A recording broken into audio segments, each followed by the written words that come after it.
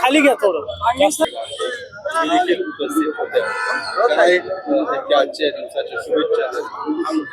पुण्यात, महाराष्ट्रात आणि देशाच्या कानाकोपऱ्यामध्ये स्वातंत्र्य दिनाचं ऐतिहासिक महत्त्व आहे. हा 80वा स्वातंत्र्य दिन आहे आणि 150 वर्ष वंदे मातरमला झालेली असताना पहिल्यांदाच लाल किल्ल्यावरून आणि सर्वत्र वंदे मातरम गीतांनीच आजच्या कार्यक्रमाची सुरुवात झालेली आहे. आज महामहिम राज्यपाल विष्णुदेवजी शर्मा यांचा वाढदिवस पण आहे आणि त्याच दिवशी इथे पुण्यामध्ये ध्वजारोहण झालेलं आहे. अत्यंत शिस्तीमध्ये आणि चांगलं ध्वजारोहण झालेलं आहे. लाल किल्ल्यावरती पंतप्रधान नरेंद्रजी मोदी यांनी जे सविस्तर भाषण केलं त्याच्यामध्ये अत्यंत अनेक महत्त्वाचे मुद्दे आलेले आहेत. परंतु खास करून 2047 पर्यंतचं युवा शक्ती आणि विकसित भारत अशा प्रकारचं त्यांनी घोषणा केलेली आहे. आणि युद्ध, कोविड, त्याचबरोबर भारताची आर्थिक संपूर्ण विकास हा कसा थांबणार आहे, कुंठणार आहे, खंडित होणार आहे अशी जी टीका चालली होती त्याला ज्या गतीने वेगाने काम चाललेले त्यांनी उत्तर दिलेलं आहे. 13व्या वर्षी हे परत त्यांनी लाल किल्ल्यावरून भाषण केलेलं असताना आपल्याला हे देखील दिसतंय की काही ठिकाणी समाजामध्ये अस्वस्थता आणि काही प्रश्न प्रलंबित आहेत. मला असं वाटतं की आपल्या देशाचा विकास करायचा असेल तर नेशन फर्स्ट, राष्ट्रहित प्रथम ही भूमिका घेऊन काम करणं गरजेचं आहे.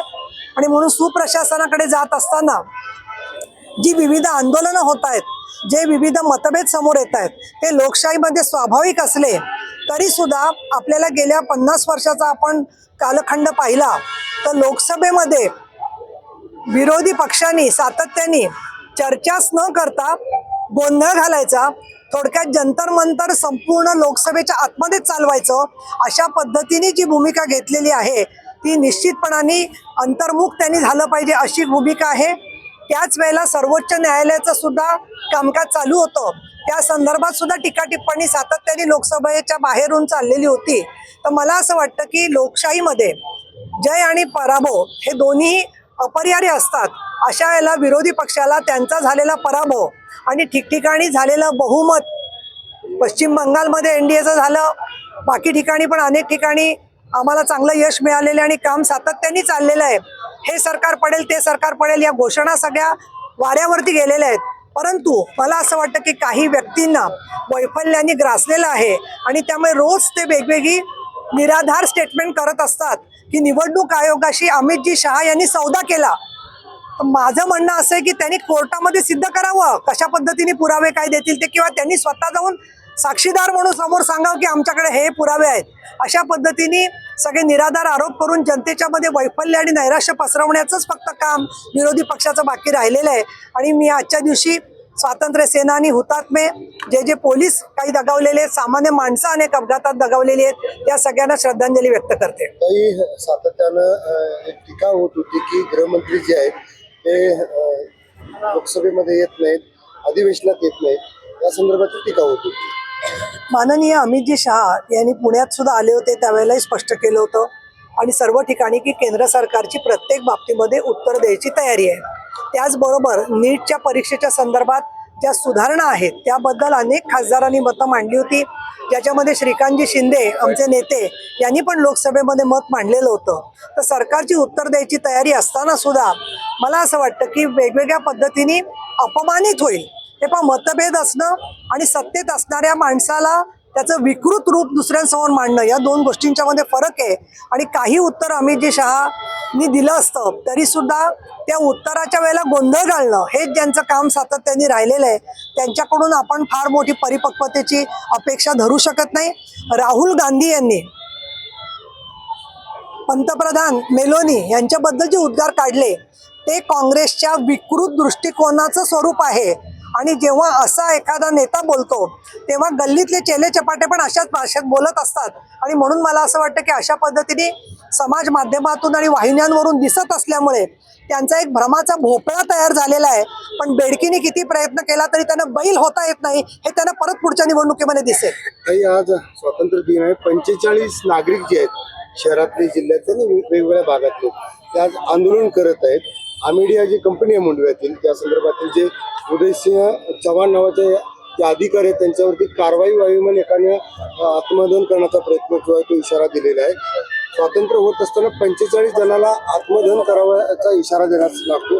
काय नेमकं प्रॉब्लेम आहे आणि आमेडियावरती अजून कारवाई झाली नाही असा आरोप करतो. या संदर्भामध्ये माननीय देवेंद्रजी फडणवीस तसंच आमचे उद्योग मंत्री आणखीन मी तर असं म्हणेन की आजच्या या सगळ्या कार्यक्रमाची आणि जबाबदारी शेवटी विभागीय आयुक्तांवर असते.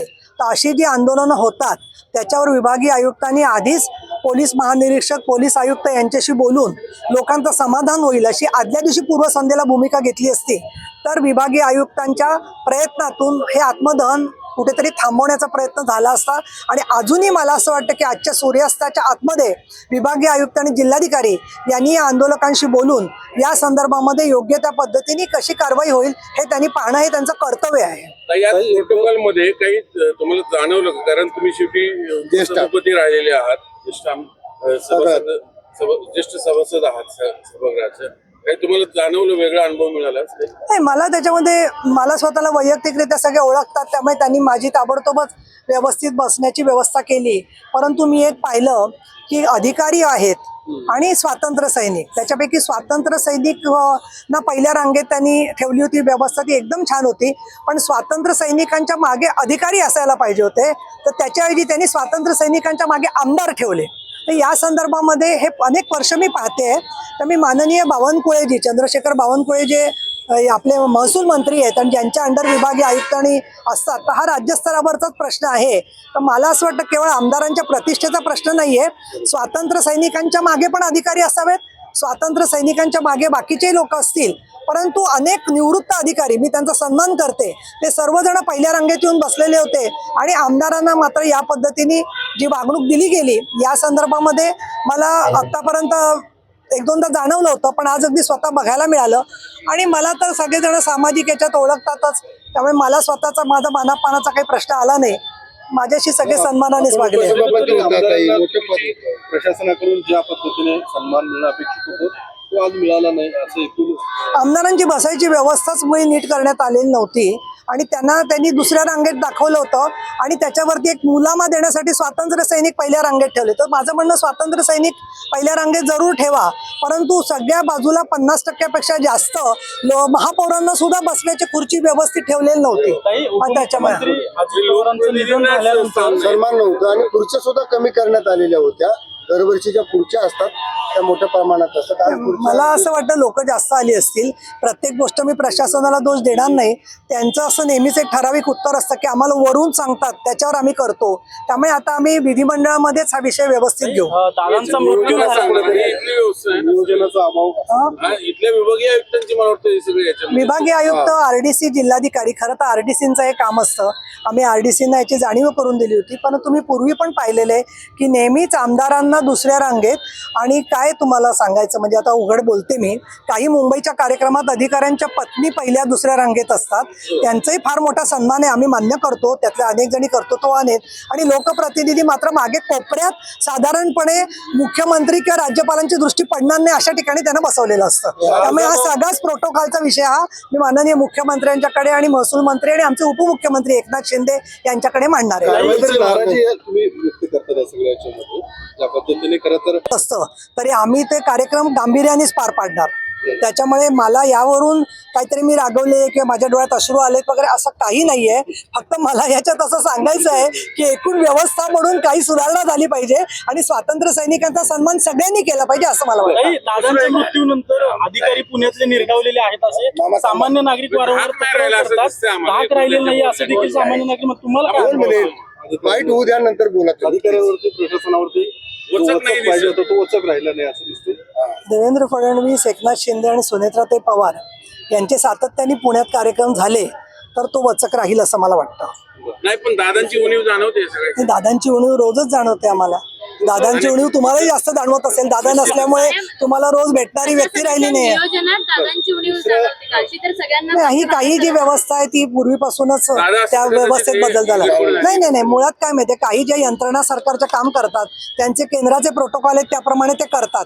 पण केंद्राचे प्रोटोकॉल आणि राज्याचे प्रोटोकॉल याच्यामध्ये शेवटी कुठेतरी सुवर्ण मध्य किंवा मध्य मार्ग काढायचा असतो, तो काढला गेला नाही. दुसरं एक शिवसेना पक्ष आणि चिन्हाची एकीकडे सुनावणी सुरू असताना मुख्यमंत्र्यांनी आज वक्तव्य केलं की शिवसेना ही एकनाथ शिंदे यांचीच आहे आणि दुसरीकडे राष्ट्रवादी देखील अजितदादा यांचीच आहे, अशा पद्धतीचे मुख्यमंत्र्यांचे हे वक्तव्य खूप महत्वपूर्ण मानलं. हे पहा, मुख्यमंत्र्यांच्या सगळ्या भावना आणि सदिच्छा या महत्वाच्या असतात, पण कायदा कायद्याच्या जागी असतो, न्यायालय न्यायालयाच्या जागी असते. याची पूर्ण जाणीव देवेंद्र फडणवीसांना आहे, कारण ते स्वतः एक वकील आहेत. त्यामुळे त्यांची जी सदिच्छा आहे त्याचे मी आभार मानते आणि ते कायम आमच्या सोबत त्यांच्या सदिच्छा राहतील अशी अपेक्षा व्यक्त करते. सुषमा अंधारेंनी तुमच्या नावावर स्टेटमेंट त्यांनी एक ट्विट केले आजच्या स्वातंत्र्य दिनी, कोणी? मनोहर भिडे यांचं, की अखंड हिंदुस्थानाचा राष्ट्रध्वज हा भगवा असायला पाहिजे, अशा पद्धतीचं वादग्रस्त. नाही, आता काय माहितीये का, गुरुजींच्या बद्दल मी काही बोलणं मला योग्य वाटत नाहीये, कारण माननीय मुख्यमंत्री उपमुख्यमंत्री सगळ्यांशी त्यांचा चांगला संवाद आहे आणि बाकीच्या कुठल्याही गोष्टीच्या संदर्भात मी प्रतिक्रिया देणार नाहीये. कारण की गुन्हा दाखल करा त्यांच्या अशा पद्धतीने आता प्रत्येक काँग्रेसचा व्यक्ती कोण, अजून प्रत्येकाचा लोक, अहो त्यांना काम काय राहील आमच्यावर टीका नाही केली तर. त्यांना काहीतरी पक्ष काम देतोय हे महत्वाचं आहे. आमदारकी दिली नाही, खासदारकी दिली नाही, पण त्यांना काम मिळतंय, तुमच्यामुळे दिसतायत ते. त्यामुळे उलट मी असं वाटतं की त्यांनी रोज हे काम करावं, पण थोडा सकारात्मक विचार करावा पुढे. भोंदू बाबा शहरातले वाढलेले नाही, हे फार भयंकर आहे घटना ही आणि मी त्याचा निषेध करते. आणि त्याच्यात सातत्याने तो माणूस असं सांगतोय की मी सांगितलं होतं की माझ्या पायाचं पाणी पिऊ नका, परंतु ते लोकच प्यायले. तर मला असं वाटतं, मी लोकांना विनंती करीन की अंधश्रद्धा निर्मूलनच्या संदर्भामध्ये प्रत्येकाने कुठेतरी श्रद्धा कुठे संपली आणि आपण अशा पद्धतीने माणसाची अप्रतिष्ठा करणाऱ्या ज्या गोष्टी घडतात त्या थांबल्या पाहिजेत. पुणे शहराच्या दोघंही आपल्या पोलीस आयुक्त आणि पिंपरी चिंचवडचे पोलीस आयुक्त यांना पुरस्कार मिळालेले आहेत. तर त्यांना आणि संदीप गिल ग्रामीण पोलीस विभागाचे अधीक्षक यांना मी विनंती करेन की अंधश्रद्धा निर्मूलनचं काम करणाऱ्या समित्या आणि जात पंचायतच्या विरोधातल्या समित्या, हुंडा विरोधी काम करणाऱ्या समित्या त्यांनी अधिक सक्रिय कराव्या आणि ताबडतोब दक्षता समितीमध्ये काम करणाऱ्या महिलांचा समावेश करून समाजावरती विश्वास दाखवला तर बरीचशी माहिती पोलिसांकडे येऊन पोलिसांना यश मिळू शकेल. एकनाथ शिंदे हे महाराष्ट्राच्या मनातील मुख्यमंत्री असं प्रतापराव जाधव म्हणतायत. तुम्हाला तसंच वाटतं की ते प्रत्यक्ष मनामध्ये काही वाटलं तरी सुद्धा शेवटी वस्तुस्थितीमध्ये तुम्ही दुसऱ्यांशी सभ्यतेने सुसंस्कृतपणे वागलं पाहिजे, ही शिवसेना प्रमुखांची आणि एकनाथ शिंदेची आम्हाला शिकवण आहे. आणि त्याच्यामुळे आपल्या मनातला इच्छा असल्या तरी आज महायुतीचा जो कौल आलेला आहे त्याच्यामध्ये तिघही जण, देवेंद्रजी फडणवीस, सुनेत्राताई पवार आणि एकनाथ शिंदे, हे तिघही जण अगदी एक दिलाने काम करतायत. तर ज्यांच्या ज्यांच्या मनामधल्या ज्या इच्छा आहेत तर त्या कधी पूर्ण होतील त्याच्यासाठी प्रत्येकाने सक्रिय राहिलं पाहिजे असं मला वाटतं. अमित शहा लायक नसलेले गृहमंत्री आहे असं पृथ्वीराज कोण? चव्हाणांनी. अमित शहा काय लायक नसलेले गृहमंत्री आहे पृथ्वीराज चव्हाणांनी टीका केली. पृथ्वीराज चव्हाणांचा अभ्यास जर का पाहिला तर त्यांचा उजवा हात बरा झाला असेल असं मी त्यांना शुभेच्छा देते. थँक्यू. काकांचं काय बघा.